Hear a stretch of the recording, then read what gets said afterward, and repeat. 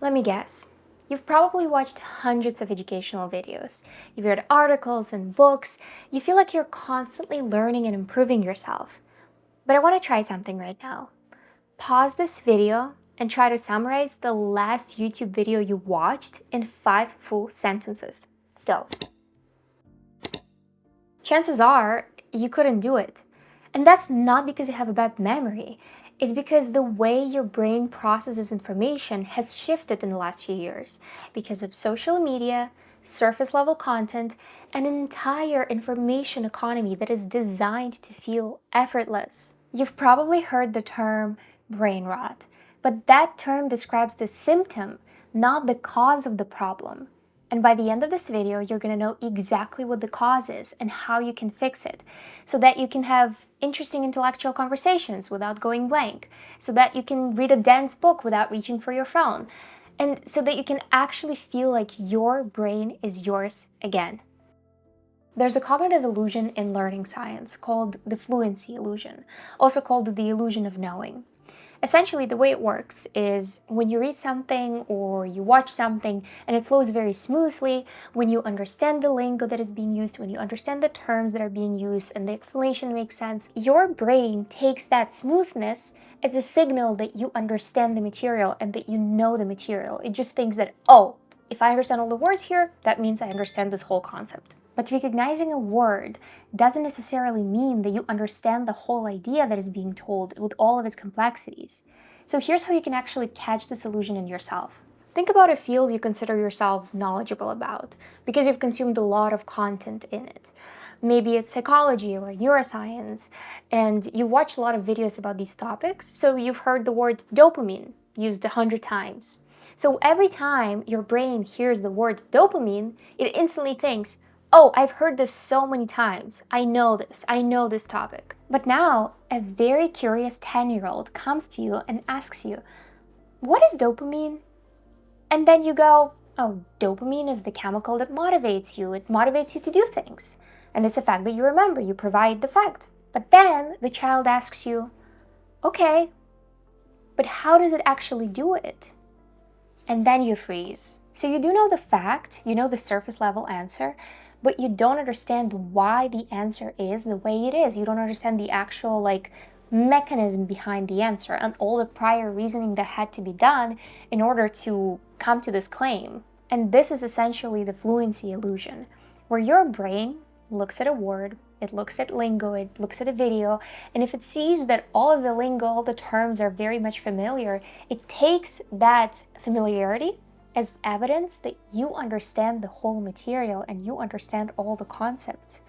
And interestingly, the easier the information is to consume, the more likely your brain is to lie to you and make you feel like you actually understand the material, even though you don't. Which is honestly a huge problem, because almost everything we consume today is designed to be easy to understand. But we'll come back to that in a minute. Aside from this fluency illusion, there are two ways that your brain can process information. There's surface processing and there's deep processing. Surface processing is when you know the fact without the actual reasoning behind it.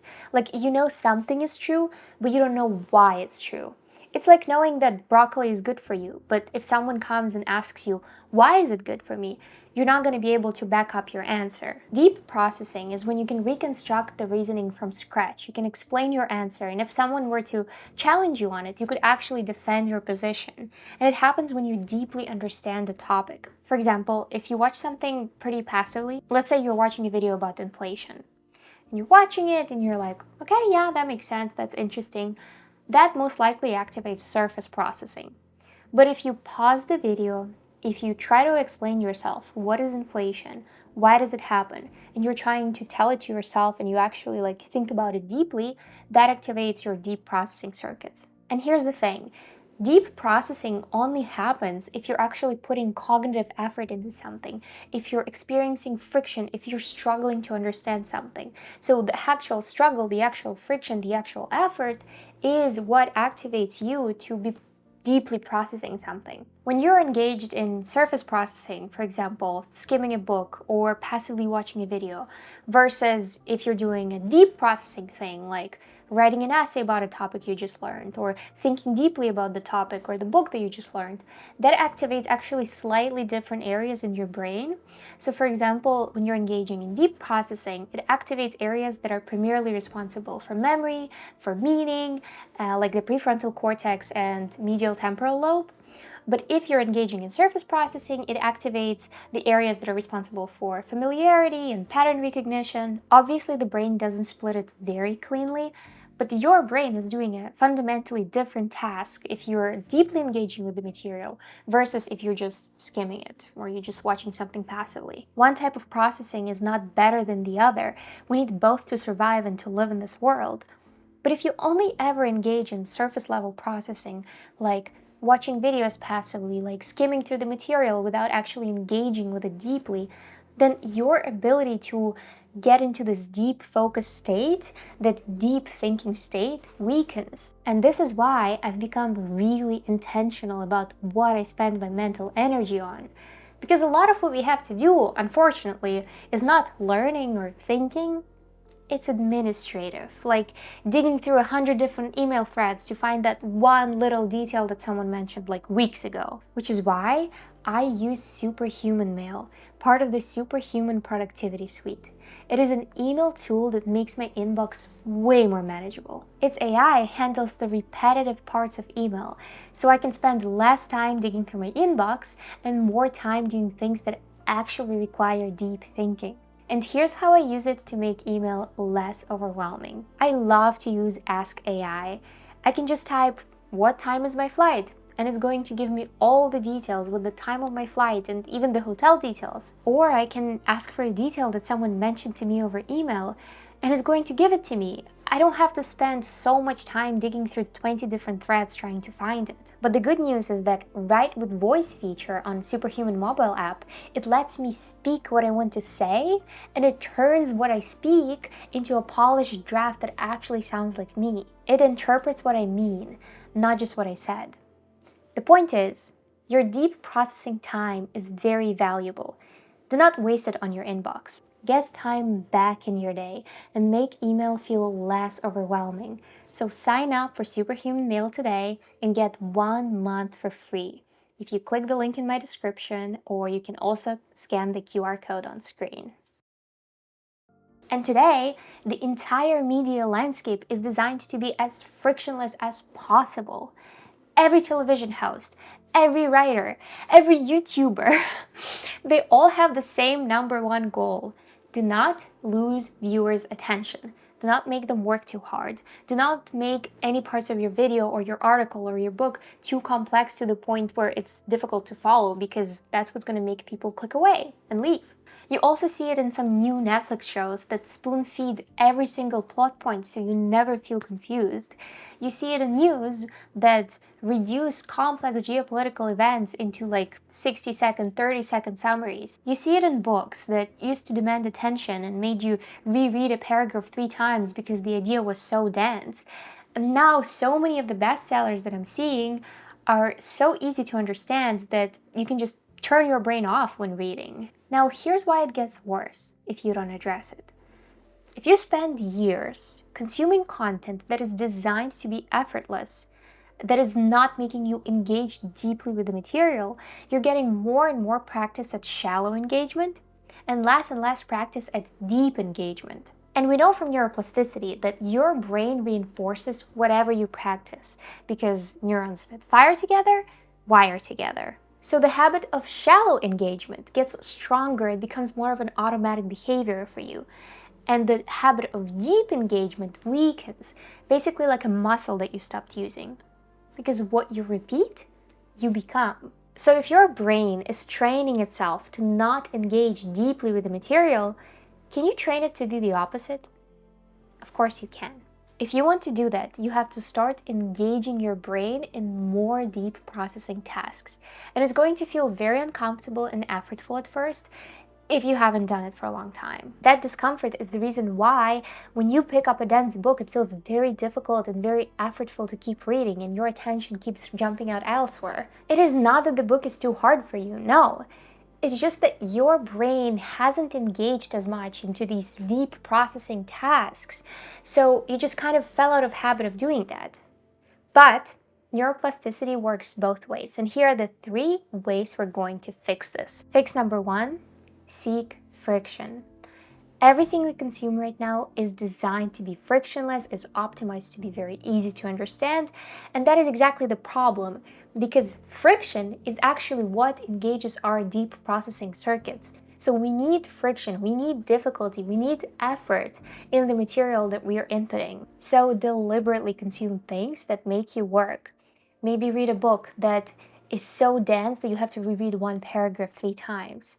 Every time that you have to stop and think about something and reread something, that's when your deep circuit is actually firing. That's actually a good thing. The more you consume difficult material, the faster you're going to heal from all of this brain rot. Fix number 2, produce. Don't just consume. There's something called the generation effect, and it's one of the most well-established findings in the learning science. What it means is that you learn dramatically more deeply if you produce your own thoughts about something, not if you receive someone else's thoughts. And this is why in schools we're asked to write essays about our opinions on different subjects, because that actually engages our deep processing circuits, which is the actual backbone of the generation effect. And if you want to use the generation effect on yourself, you can do it right now. You can write 5 sentences about what you learned in this video. You can write them right in the comments. I'd be very curious to see how you reinterpreted what I told you about. You can also take a book, read 1 chapter, then close it, and then explain to yourself out loud what you just learned. Or you can also write it down in your notes. Do you remember that challenge in the beginning of the video? That was me actually trying to activate the generation effect in you. And if you continue generating your own ideas, your own interpretations about what you learn and what you see online, you're going to build the deep understanding that no amount of passive consumption will ever give you. Fix number 3, give your brain space to consolidate information.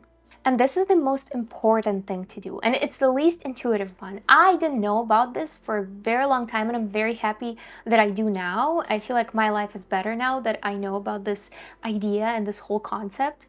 But think about it. Usually, when you consume information, when you consume content, you open one tab, you read an article, and as soon as you're done with the article, you go to another tab. When you're standing in line, when you're in a shop, for example, and you're waiting, your phone immediately comes out and you're watching something. And after one video, there's another video, and after one notification, there's another notification. So you never actually give your brain space to breathe. You're always on. You're always like taking in some input. But in order to consolidate the knowledge that you learned, you have to give your brain empty space when you're not taking in any information. This can be going for a walk without your phone.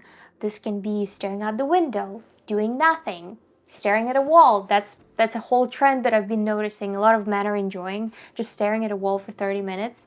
Just let me know if you've tried it. I've never tried it. And here's the neurological reason why doing nothing is so important. There's a network in your brain called the default mode network, and it is essentially a network of neurons that are most active when you're not receiving any input.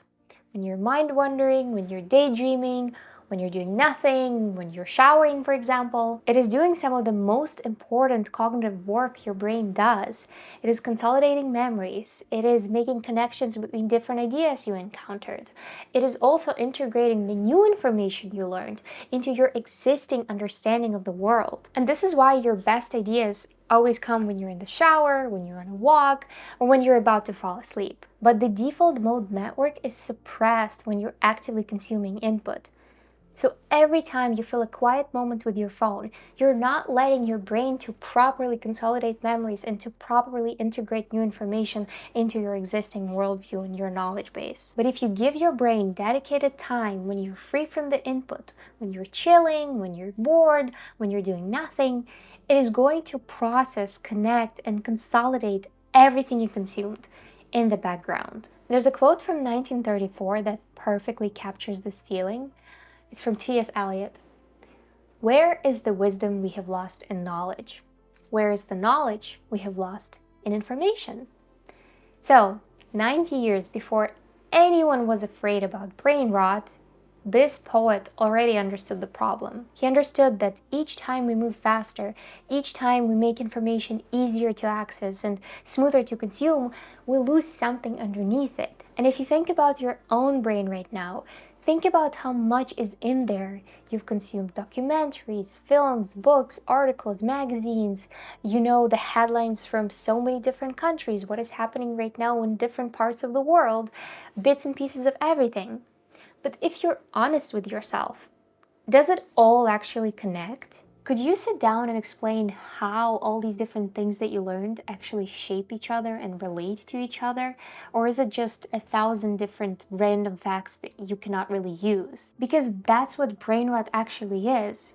Everyone thinks that it's just about feeling foggy after spending a few hours on TikTok. And yes, it is true, but brain rot is also about being the most informed human in our history and not being able to use all of that information and consolidate it into an actual understanding of the world. Thank you for watching, and subscribe if this video was interesting.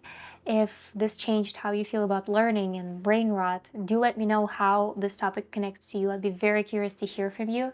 And of course, I am always looking for new topics to discuss here on my YouTube channel. So do let me know if you are curious about something and you have a video idea. Thank you.